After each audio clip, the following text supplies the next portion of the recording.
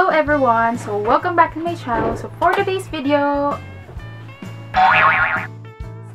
last month I missed to do this kind of video, and ngayon gagawin ko siya kasi marami na akong products na naipon. Actually, dalawa siya. Favorites and ano po tatawagin to? Hits and oh-nos for the month of May. So, ano bang unahin ko? Sige, yung hits muna. Hits muna tayo. Okay, so, let's start. So, my first favorite is this Pond's BB Cream. This is in the shade Beige. I was really hesitant to try this BB Cream kasi baka maging maputi lang siya sa face ko, hindi lang mag-match sa skin ko, ganun. Ang ganda ng finish niya kasi talagang nakaka-brighten ng face and madali din siyang i-blend using a sponge or using your fingers only. Scent niya, you know, typical Pond's, mababango talaga. Eyebrow product. This is from Intuit. Hindi ko siya gamit ngayon kasi yung gamit ko ngayon is eyebrow gel lang.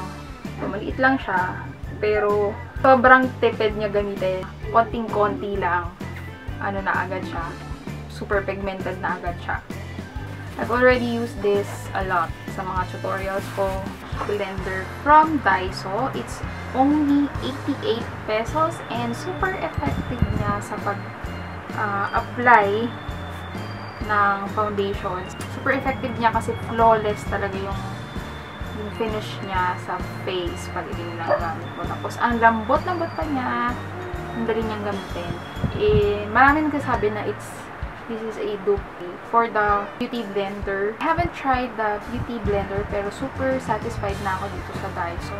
I don't know if this is a blush on or a highlighter. May shimmer siya. This is from Hard Candy. It's called Fox in a Box. Tapos yung shade niya is Smooth Talker. Ayan. Ito siya. Ay, ang ganda ng color niya sa face. Parang sun-kissed yung dating ng face mo. So, love it. This is the PH Party Girl After Hours. Ang ganda niya. Very affordable lang to kay Kahoni. 680 pesos lang ang bili ko dito. Pero pag sa ibang ito binili, mas mahal. Ang nakalagay kasi dito, BH Party Girl After Hours. So, sabihin, panggabi lang siya ginagamit. Pero for me, I think pwede mo rin siyang gamitin sa araw kasi it has brown shades, then brown. So, pag daytime naman, you can use just brown to define your crease. And the color payoff, sobrang ganda. So, first lipstick na favorite ko is this City Color Be Matte Lipstick. Swatch ko siya. Ang ganda ng finish niya sa lips. Kasi matte siya. Tapos, ang dali niya rin i-apply kasi yung size nung lipstick is tamang-tama dun sa shape ng lips mo. Ang hindi ko lang gusto dito is yung amoy niya. May scent siya na parang amoy bulaklak. Okay lang siya kasi nawawala siya. Nagtatagal na siya sa lips mo. Tapos, hindi ko na lang siya masyado pinapasin kasi ang ganda nga nung product. This is the L'Oreal Color Rich Lipstick in the shade Crayon Sunset. So, swatch ko siya. Ito siya. Ginamit ko na siya sa isang tutorial ko sa yung summer sweatproof makeup ko. Gamit ko to. For me, ito yung best matte lipstick na meron ako. Kasi, long-lasting talaga siya sa lips. Hindi siya yung matte na drying. Parang ito yung matte na pag nakita mo yung lips mo, parang moisturized pa rin yung itsura niya. Nga lang, medyo pricey siya. So, grab it while it's on sale. Revlon. This is the Revlon Super Lustrous Lipstick in the shade. Ito yung matte edition nila, Seductive Sienna. Ewan ko kung comparable to sa MAC Diva. Ito yung shade niya. Ang ganda, diba? Let me know if parang ka-shade niya. Kahit matte siya, very moisturizing din siya. So, next product from Ever Belena Lip Pencil.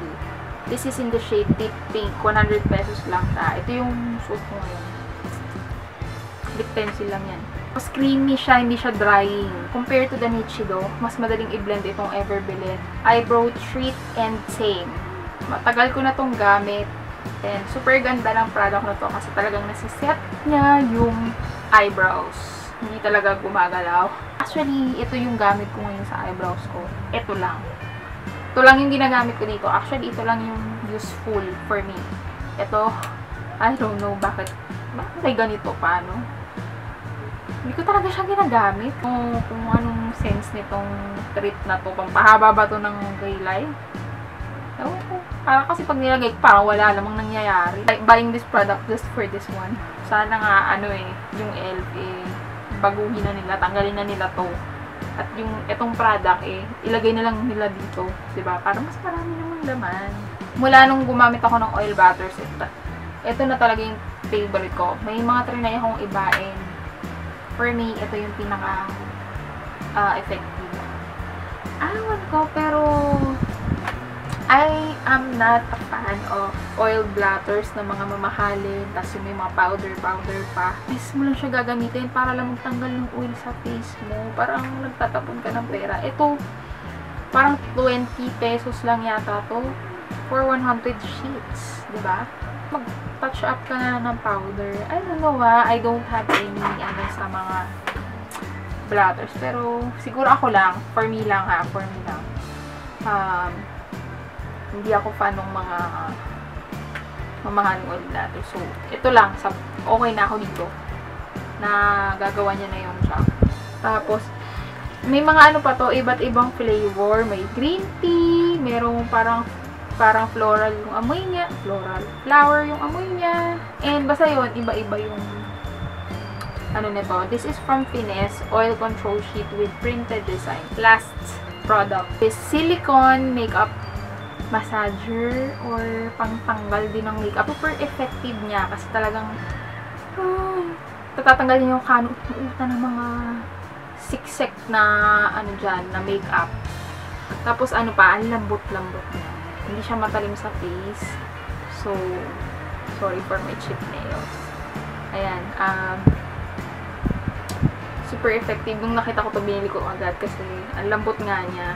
Ito yung ginagamit ko ngayon na pangtanggal ng makeup. Pag ito pala yung ginagamit ko, pag nag-toner ako, konti na lang yung nakukuha. So, meaning, talagang nasasaid na siya dito pala. So, Hello Kitty coin purse. Ayun. So, wala ka. Nakita lang kasi ako dito kaya ako binili ito. Cute. You know me. I love Hello Kitty. Ito, binigay sa akin ito ng aking chuwakers nung Valentine's.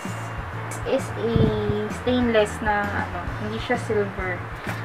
Hindi na ako masyadong fan ng silver ngayon kasi ang silver pag nagtatagal is umiitim, tapos kailangan pa linisan. Itong mga stainless, hindi mo na siya kailangan linisan kasi hindi siya umiitim. So yan, ang ganda niya, mix of gold and silver. Kasi parang pag suot ito, parang akong girl na girl. Itong necklace na may nakalagay na stainless din to. And ang ganda rin niya. So, if you are still watching at this moment, please stay tuned kasi meron akong giveaway at the end. Ngayon naman meron akong disappointing products. Sorry, Eliana Cosmetics, but I have to include this.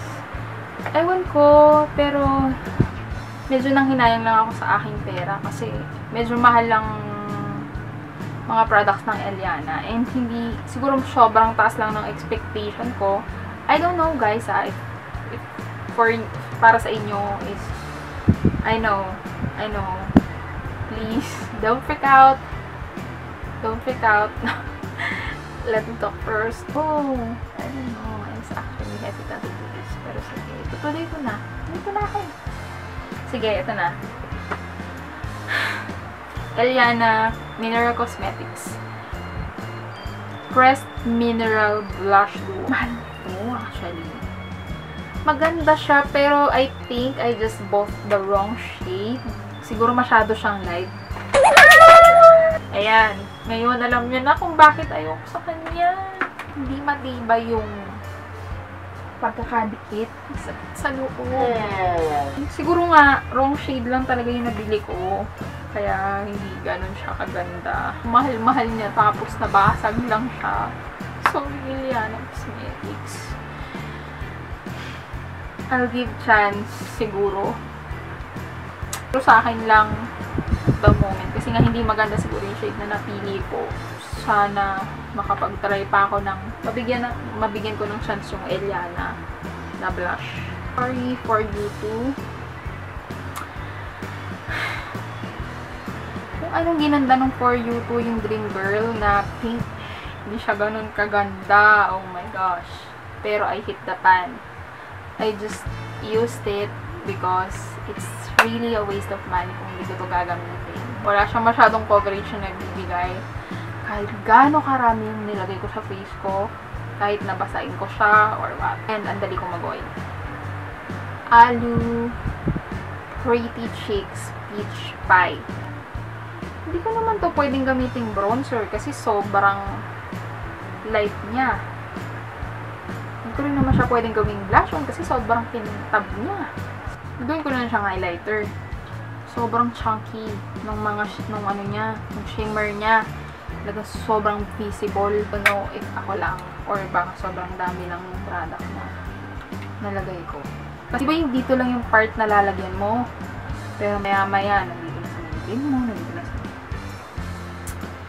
Kasi nagkakalat siya. Yun yung hindi ko gusto dito. Sayang, umura pa naman niya. Hindi ko nga alam kung saan ko na to ngayon gagamitin eh. Siguro,